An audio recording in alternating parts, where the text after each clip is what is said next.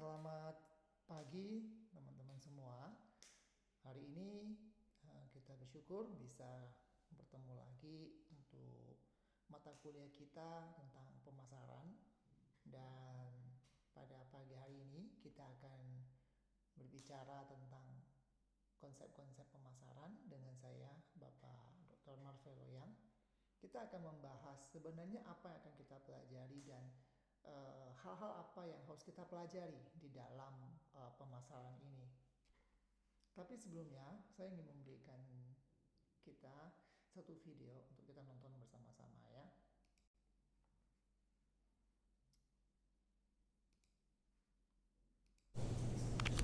คุณสาครสมัครตำแหน่งพัฒนาชุมชนยั่งยืนนะครับไหนลองบอกเหตุผลซิว่าทำไมผมถึงต้องรับคุณเข้าทำงาน คือหนูผม เป็นใช่ไหมเรา ค่ะหนูเป็นตุ๊ด แล้วที่อื่นเขาว่าไง เขาไม่รับค่ะ โอเคครับ ขอบคุณที่แวะมา ขอบคุณค่ะ และจะเริ่มงานได้เมื่อไหร่ คุณรู้ไหมเหตุผลอะไรที่ผมรับสาครเข้าทำงาน แป๊บนะคะ เพราะเขาไม่เหมือนคนอื่น เลยถูกตัดสินจากภายนอ เข้าก ค่ะนี่ก็ป่าสองคนเตะแม่ไปสายหนูซื้อหยัง ยิ้ม ซื้อยิ้มแล้วคือไปเห็นยิ้มเลย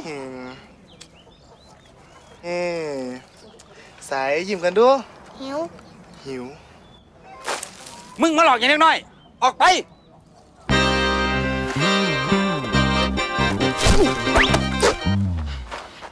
กินตับมะฮุงบ่ บ่กิน กิน ตลาดอยู่ใส ถามให้หยัง สิไปซื้อเคียง ซื้อเฮ็ดหยัง แล้วบอกพริกเด คุณเด้ สวัสดีค่ะ คนที่ทำด้วยใจ ตื่นแล้วกันตันไปเบิดโตเลยค่ะ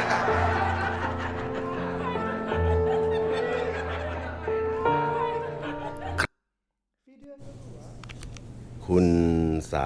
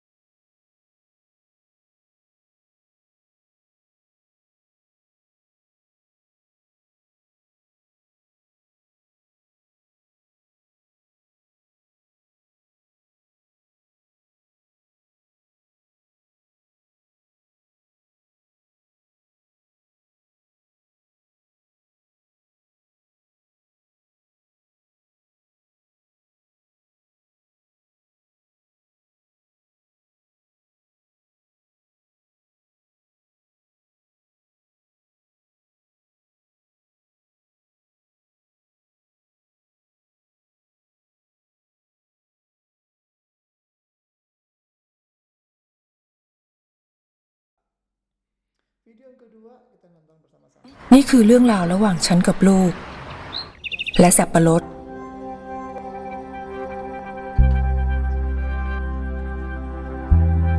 ฉันไม่ได้เรียนหนังสือ ไม่รู้ว่าต้องพูด ต้องสอนแบบไหน ฉันรู้แค่ว่าต้องทำให้ดู ให้เขาเห็นเป็นตัวอย่าง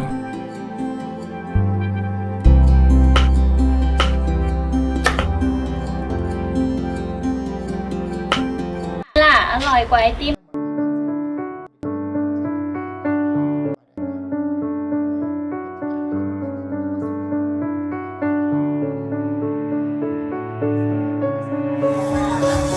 ไอติมสับปะรดนะคะไอติมสับปะรดนะคะไอติมสับปะรดนะคะไอติมสับปะรดนะคะ แม่ทำไมไม่มีใครซื้อเลยอ่ะ งั้นลองไปดูที่ตลาดว่าเขาขายกันยังไง นี่คือเรื่องราวระหว่างฉันกับลูก และสับปะรด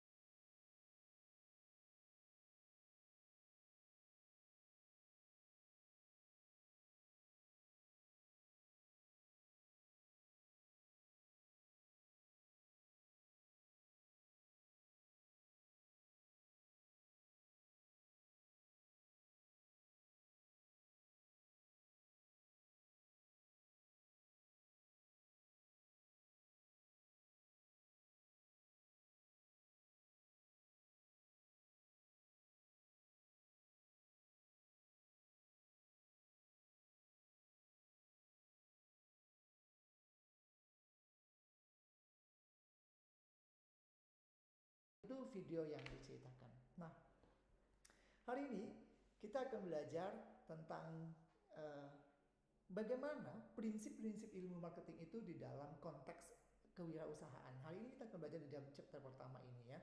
Kita akan belajar bagaimana marketing itu tidak hanya dalam manajemen, tapi itu juga bisa diterapkan di dalam konteks kewirausahaan. Nah, capaian pembelajaran kita hari ini sebenarnya ada 4. Yang pertama adalah kita semua mahasiswa ya, kita semua harus tahu bagaimana atau apa definisi dari pemasaran dan bagaimana menguraikan langkah-langkah dalam proses pemasaran. Menurut saya video tadi cukup sangat membantu kita untuk memahami langkah-langkah dalam proses sebuah pemasaran. Yang kedua, kita juga akan belajar tentang konsep-konsep inti dari pemasaran. Dan yang ketiga adalah mengidentifikasikan elemen kunci dari strategi pemasaran yang digerakkan oleh pelanggan dan bagaimana kita akan mendiskusikan beberapa orientasi manajemen pemasaran yang dipadukan dengan strategi pemasaran. Dan yang keempat adalah membahas manajemen hubungan pelanggan dan mengidentifikasikan strategi untuk menciptakan nilai bagi pelanggan dan sehingga pelanggan itu bisa menikmati dan memahami ya produk-produk atau value-value yang kita tawarkan dari produk yang kita berikan. Mari kita akan belajar bersama-sama tentang konsep dari marketing ya di dalam konteks kewirausahaan.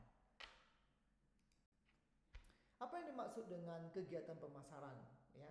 Tadi di buku yang kita baca yang tadi saya tunjukkan yaitu ada sebuah proses pemberian kepuasan kepada konsumen untuk mendapatkan laba.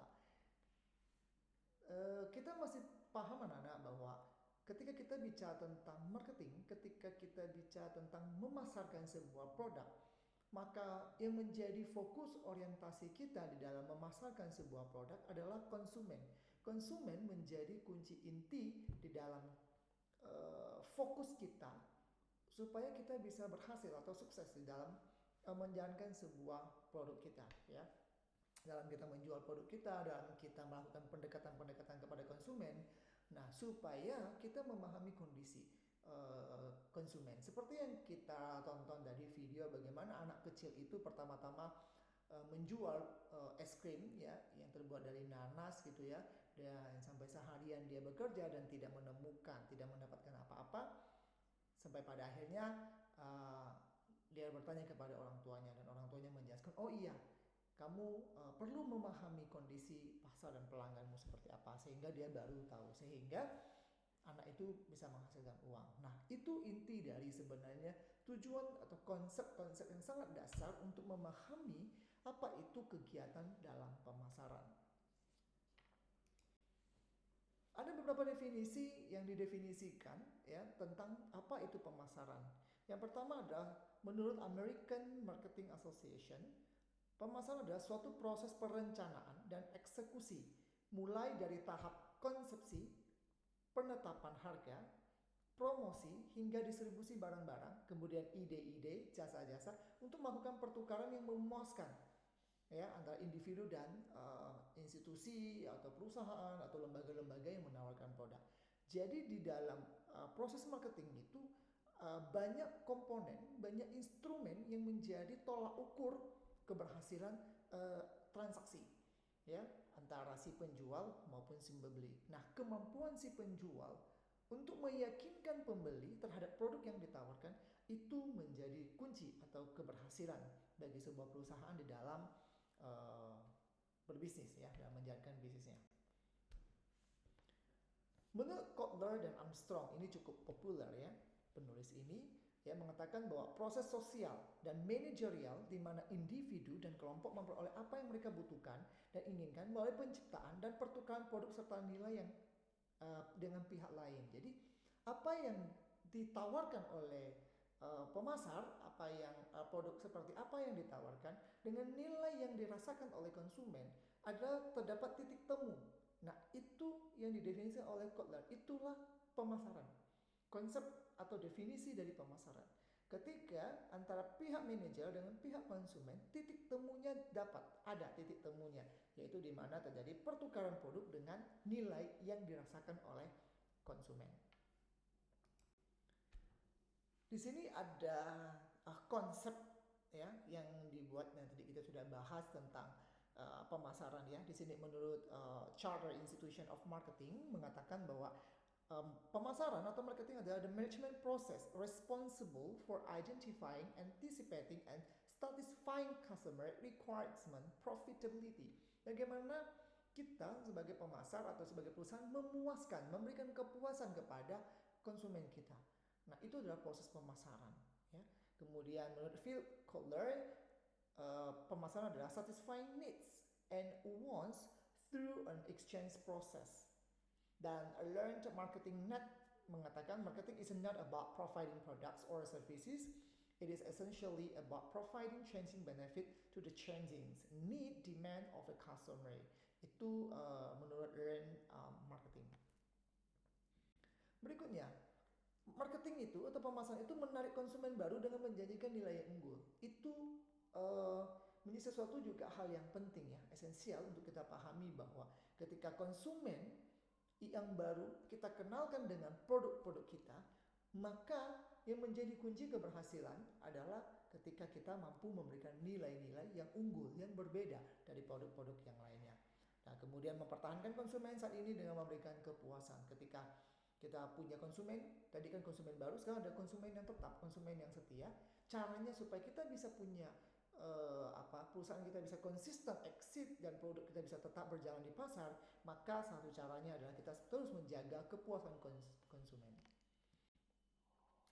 Berikutnya, kita akan belajar mengenai konsep pemasaran. Konsep pemasaran itu ibarat sebuah lingkaran, ya. Lingkaran ini menunjukkan bahwa suatu rantai yang tidak bisa diputuskan. Artinya setiap komponen-komponen ini saling berpengaruh. Yang pertama kita lihat ada kebutuhan, keinginan, permintaan. Produk dan jasa, ada nilai kepuasan dan kualitas, ada pertukaran transaksi dan rasional dan pasar. Kita akan membahas satu persatu apa yang dimaksud dengan kebutuhan, keinginan, permintaan dan sebagainya. Nah, itu berbicara mengenai kebutuhan, keinginan dan permintaan. Ini ada satu ilustrasi yang cukup menarik ya menurut saya. Misalkan need, kebutuhan, ya didefinisikan sebagai basic necessity, feel this pride if this is absent. Orang tuh akan merasa ada yang kurang, orang akan merasa sesuatu yang janggal ketika tidak terpenuhi. Ya, contohnya adalah makanan. Kita tidak bisa hidup tanpa makanan. Kita akan merasa kurang lengkap dalam hidup ini kalau tidak ada makanan. Yang kedua adalah want. Ya, want adalah give a choice. This is what you prefer. Misalnya, ini bicara tentang keinginan. Saya pengen makan ayam, pengen makan burger, pengen makan steak, pengen makan ya macam-macam gitu ya, jenis-jenis makanan yang saya inginkan. So itu dikategorikan sebagai keinginan, want. Tetapi ada satu elemen lagi yang kita kenal dengan demand. Demand adalah a want that is supported by a decision, capacity to buy. Oke, kita pengen chicken, kita pengen burger, kita pengen steak dan dinner dan sebagainya. Tetapi pertanyaannya adalah bicara tentang kemampuan kita.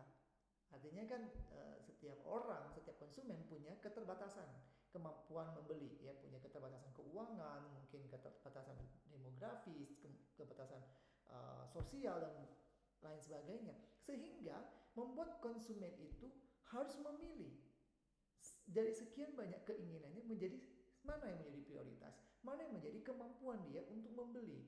So that's why di dalam kolom ini dia bicara tentang apa? Pada akhirnya dia hanya bisa burger, he only choose burger karena dia tahu bahwa burger ini yang bisa dia beli dan dia harus memilih burger daripada dia memilih chicken atau dia harus memilih steak gitu ya. Ini tidak dalam kategori. Ya mungkin bisa dari faktor karena dia lebih prefer atau mungkin dia hanya punya uang untuk makan burger gitu ya. Yang berikutnya, penawaran pasar. Penawaran pasar adalah kombinasi produk jasa, informasi atau pengalaman yang ditawarkan ke pasar untuk memuaskan kebutuhan dan keinginan tertentu. Nah, kita lihat ya, pasar menawarkan banyak jenis produk. Ya, di sini kita lihat makanannya cukup bervariasi dan banyak dari harga maupun dari produk. Ya. Jadi konsumen itu terkadang terkecoh dengan banyaknya variasi makanan yang ya pilihan-pilihan yang ada begitu ya. Karena pasar terus akan menawarkan berbagai jenis macam produk. Akan tetapi ada yang disebut dengan rabunjau atau marketing myopia. Ada kesalahan akibat lebih memperhatikan produk tertentu dari perusahaan alih-alih manfaat dan pengalaman yang menghasilkan produk-produk tersebut. Nah, dari sekian banyak jenis makanan, pasti akan ada perusahaan atau produk yang menawarkan sesuatu yang bisa mengalihkan perhatian konsumen dari produk A menjadi produk mereka, begitu ya. Nah, di sini dia menawarkan dan dia kasih huruf besar-besar buy two get one free. Nah, ini salah satu trik marketing ya yang dipakai untuk supaya konsumen beralih kepada kepada produk mereka. Pertukaran pasar adalah tindakan untuk mendapatkan objek yang diinginkan dari pihak tertentu dengan menawarkan imbalan, ya. Ya, ini juga ada beberapa perusahaan juga melakukan hal-hal seperti itu, ya. Kemudian berikutnya adalah pasar adalah kumpulan semua pembeli aktual dan potensial, ya. Jadi pasar itu merupakan titik temu antara pembeli potensial dan penjual, sehingga titiklah terjadi transaksi penjualan, ya. Jadi ini kita lihat ya gambar di sini ada penjual dan ya Pak Jokowi sebagai konsumen yang potensial untuk membeli produk-produk mereka. Manajemen pemasaran. Apa itu manajemen pemasaran? Itu sebuah seni atau ilmu yang memilih target pasar dan membangun hubungan yang menguntungkan dengan target pasar tersebut. Kita lihat. Ada strategi pemasaran yang digerakkan oleh pelanggan. Untuk merancang strategi pemasaran yang unggul, mula-mula perusahaan harus memutuskan siapa yang akan dilayaninya, iya kan? Karena dia tahu mana yang potensial, mana yang hanya datang untuk bertanya, mana yang hanya untuk datang untuk bandingkan harga, atau mana yang hanya datang untuk minta-minta. So, kita bisa mensegmenkan. Yang berikutnya adalah perusahaan melakukan hal ini dengan membagi pasar menjadi segmen pelanggan. Ya, kita perlu segmentasi. Maka kalau kalian lihat ini dari sekian banyak ini, maka kita bisa segmenkan. Ini kan pada yang pertama itu kan ada yang warna biru, ungu, orange, ya, orange kita pisahkan sehingga menjadi baris pertama, kemudian warna biru baris kedua, ungu baris ketiga, merah baris keempat. Itu adalah merupakan cara perusahaan atau penjual untuk melakukan segmen-segmen target-target mana yang akan dia capai. Saya rasa di dalam seorang marketing dia harus punya feel itu, dia harus punya sense itu untuk bisa memetakan mana konsumen-konsumen potensial yang bisa kira-kira menjual atau memakai, yang akan mampu membeli produk-produk mereka. Maka ketika saya ditanya sama beberapa teman bagaimana menjual produk yang baik, yang efektif, adalah yang pertama kita harus tahu dulu siapa segmen pasar kita, target pasar kita siapa. Di kalangan atas kah, menengah atau bawah, orang berpendidikan kah, orang tua, anak muda atau tidak berpendidikan, itu menjadi segmen yang penting. Maka nanti di dalam belajar marketing kita perlu belajar tentang segmentasi, positioning, ya, dan targeting. Berikutnya adalah pemasaran yang disegerakan oleh pelanggan. Contohnya, perusahaan harus memutuskan bagaimana cara perusahaan itu melayani pelanggan sasaran. Ya, seperti yang saya katakan, ya. Saat ini ya mungkin kalau kita lihat gambar Kiranti ini kan ya untuk wanita, ya, nggak cocok untuk pria. Dan kita lihat Kiranti pun banyak jenisnya, banyak rasanya gitu, ya. Atau kita bisa melihat sekarang para traveler mereka lebih suka misalnya ada koper yang bisa jalan sendiri tanpa mereka harus jalan gitu, ya. Berikutnya adalah strategi pemasaran yang digerakkan oleh pelanggan juga. Yang berikutnya adalah kita lihat perusahaan menyediakan kebutuhan dengan mengedepankan proposisi nilai, sekumpulan keuntungan yang dijanjikan mereka pada pelanggan untuk memuaskan kebutuhan pelanggan. Proposisi ini nilai terpenuhi melalui penawaran pasar yang memberikan nilai dan kepuasan pelanggan yang menghasilkan hubungan timbal balik jangka panjang terhadap pelanggan, ya. Kemudian kita lihat, 5 orientasi pasar tadi saya di awal pembahasan capaian kita adalah kita akan belajar apa sih orientasi pasar gitu, ya, kita akan belajar. Yang pertama kita lihat dulu apa itu manajemen pemasaran, ya, yang menjadikan konsep ini, orientasi ini menjadi sesuatu yang penting.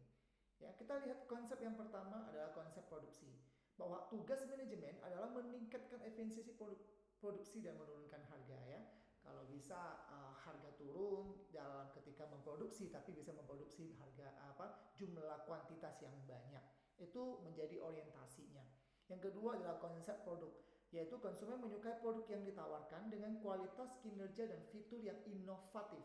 Jadi ada perubahan fitur, ada perubahan. Makanya kalau kita lihat mobil-mobil yang kita pakai saat ini terus mengeluarkan fitur-fitur baru, selalu mengupgrade kualitas, ya, selalu mengupgrade kualitas dan kinerja performa mobil supaya konsumen fokus, ya, teralih perhatiannya kepada produk-produk yang mereka tawarkan.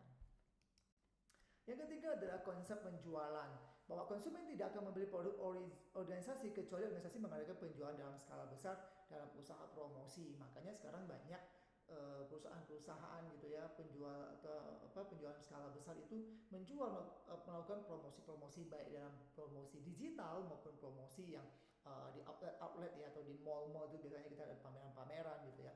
Nah, itu yang dilakukan oleh perusahaan.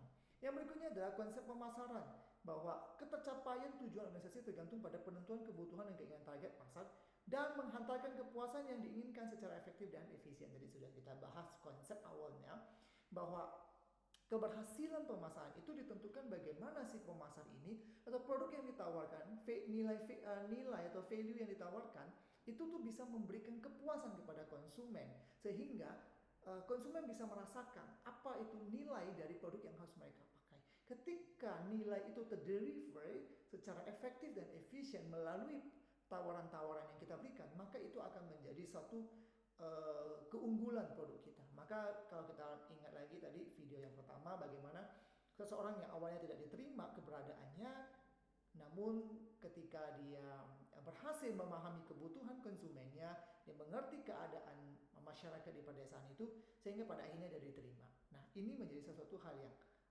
pembelajaran hal yang penting bagi seorang marketer ya. Yang terakhir adalah konsep pemasaran berwawasan sosial, bahwa menghasilkan kepuasan pelanggan dan kesejahteraan sosial jangka panjang adalah kunci untuk mencapai tujuan perusahaan dan memenuhi tanggung jawab. Ini sesuatu yang penting ya.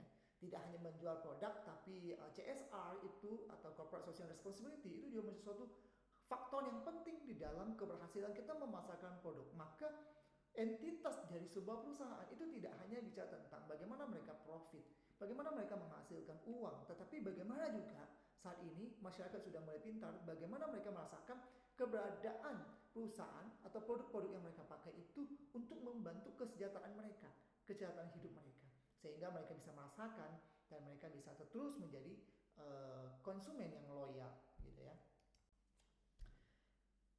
Kemudian manajemen hubungan pelanggan. Dalam artian luas, manajemen hubungan pelanggan adalah proses membangun dan memelihara hubungan pelanggan yang menguntungkan dan menghantarkan nilai kepuasan pelanggan yang unggul. Makanya kita lihat sekarang banyak Indomaret, Alfamart pun memberikan ya, membuat dia selalu tanya kepada kita, sudah menjadi member belum, ada nggak kartunya ya, supaya kita terus membeli barang itu di Alfamart, sehingga ya kita akan menjadi konsumen tetapnya dengan dia memberikan poin-poin kepada kita dan angka sekian kita bisa jual dan kita bisa menghasilkan produk yang dengan gratis ya dengan hasil poin-poin itu. Berikutnya adalah tujuan manajemen hubungan pelanggan adalah menghasilkan ekuitas pelanggan yang tinggi. Gabungan nilai seumur hidup pelanggan dari semua pelanggan. Nah, ini juga menjadi sesuatu hal yang penting ya. Kayak kita misalnya menggunakan OVO atau ya sekarang dulu kalau kita ke Matahari ya ada kartunya, sehingga kita bisa menjadi pelanggan tetap mereka gitu.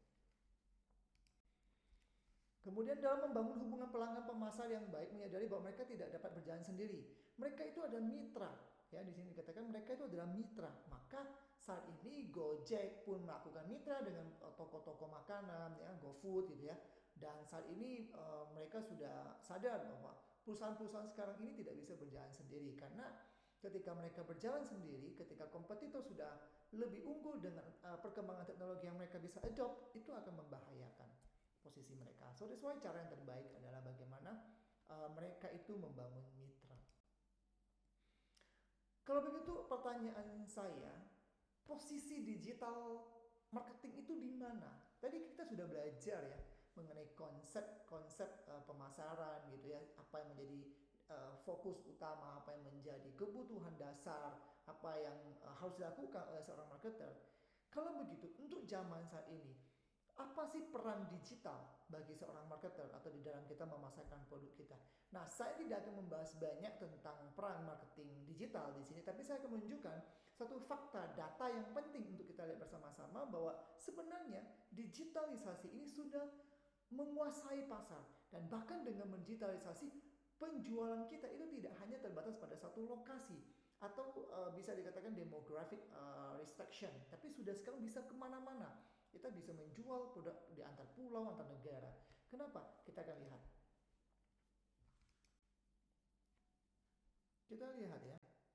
Di sini digital marketing itu sudah bicara branding, sudah bisa dipasarkan melalui sosial media, kemudian konten-konten marketing gitu ya. Kita bisa menggunakan influencer gitu ya. Kemudian ada email marketing, video production gitu ya, ada website gitu ya, ada aplikasi-aplikasi yang banyak lagi yang bisa membantu kita untuk melakukan penjualan atau proses pemasaran. Kita lihat dengan adanya digital marketing itu menggeser pelan-pelan cara atau sejak tradisional dalam kita memasarkan produk. Ya, di sini kita bisa melihat ada data yang cukup jelas bahwa angka-angka ini sangatlah kecil, jauh dibandingkan dengan ketika kita menggunakan digital. Kita lihat ya, dengan menggunakan digital, angkanya itu hampir mencapai 100%, itu tinggi banget. Dan ini menunjukkan bahwa apa? Bahwa sekarang konsumen sudah mulai beralih kepada digitalisasi. Oleh sebab itu, salah satu strategi yang harus dipersiapkan oleh seorang marketer atau seorang marketing, dia harus bisa merubah dari gaya tradisionalnya berubah menjadi apa? Berubah menjadi seorang digital yang menggunakan digital sebagai alat untuk dia melakukan inovasi penjualan. Kita lihat ya, ternyata dunia ini sudah mencapai 8 miliar orang. Dan dalam per Januari 2024 kita bisa melihat bahwa yang menggunakan mobile phone itu sebanyak 5,61 miliar. Artinya lebih dari setengah jumlah populasi dunia sudah menggunakan gadget di dalam mereka melakukan pekerjaan mereka, dalam kehidupan mereka. Ya, bahkan secara individu yang menggunakan internet ada 5,35 miliar orang. Ini juga melebihi setengah dari jumlah populasi dunia. Dan sosial media yang digunakan itu mencapai 5 miliar lebih. Dan ini menunjukkan fakta, satu hal yang penting bahwa sekarang orang-orang lebih dekat dengan gadget. Orang-orang lebih dekat dengan digitalisasi. Maka supaya bisa mendapatkan attraction atau perhatian dari konsumen, maka perusahaan harus juga masuk terjun ke dalam digital.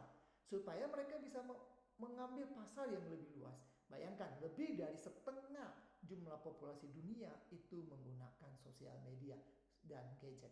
Ini menunjukkan bahwa di dalamnya ada pangsa pasar yang besar. Dan ini yang kita lihat ya, ada timeline yang cukup signifikan yang menunjukkan ke kita bahwa dari tahun ke tahun jumlah penggunaan sosial media itu semakin meningkat. Ya, dari tahun 2000 sampai 2024 Januari kita lihat perkembangannya adalah tinggi, selalu naik tajam. Dan hal ini menunjukkan bahwa sosial media saat ini punya peran yang penting di dalam keberhasilan sebuah organisasi. Itu adalah akhir dari pembahasan kita hari ini mengenai pemasaran, konsep-konsep yang dasar hal-hal yang dasar dalam pemasaran. Nah, di sini ada sedikit satu kasus yang sangat sederhana yang ingin saya ajak teman-teman berdiskusi, yaitu tentang coba analisis 8P untuk perusahaan bank serta peran digital ya. Bank di sini sangat jelas, kita lihat ada Bank BCA ya. Kita bisa menjelaskan apa produk yang ditawarkan oleh BCA, kemudian harganya bagaimana, promosinya bagaimana, melalui digital kah atau mereka masih manual kah, kemudian tempatnya ada di mana, bagaimana lokasinya, kemudian orang-orang yang bekerja di sana bagaimana, pelayan-pelayannya, kemudian bukti-bukti fisik yang jelas yang bisa kita lihat itu bagaimana, kemudian prosesnya bagaimana dan produktivitasnya bagaimana. Itu aja, sekian dari saya. Kiranya apa yang kita pelajari secara singkat ini boleh membantu kita memahami hal-hal dasar di dalam pemasaran, dan kemudian ada perubahan paradigma dan kondisi dari konvensional sampai kepada digital. Kiranya apa yang kita pelajari ini dan video yang kita tonton ini benar-benar memberikan kita wawasan yang lebih baik, sederhana untuk memahami peran pemasaran dan melalui digital maupun konvensional. Terima kasih, itu dari saya pertemuan kali ini. Kiranya boleh kita boleh sama-sama terus belajar untuk memahami perubahan-perubahan dunia ini terhadap konsep-konsep pemasaran yang ada. Sampai jumpa, kiranya kita bisa bertemu lagi. Terima kasih.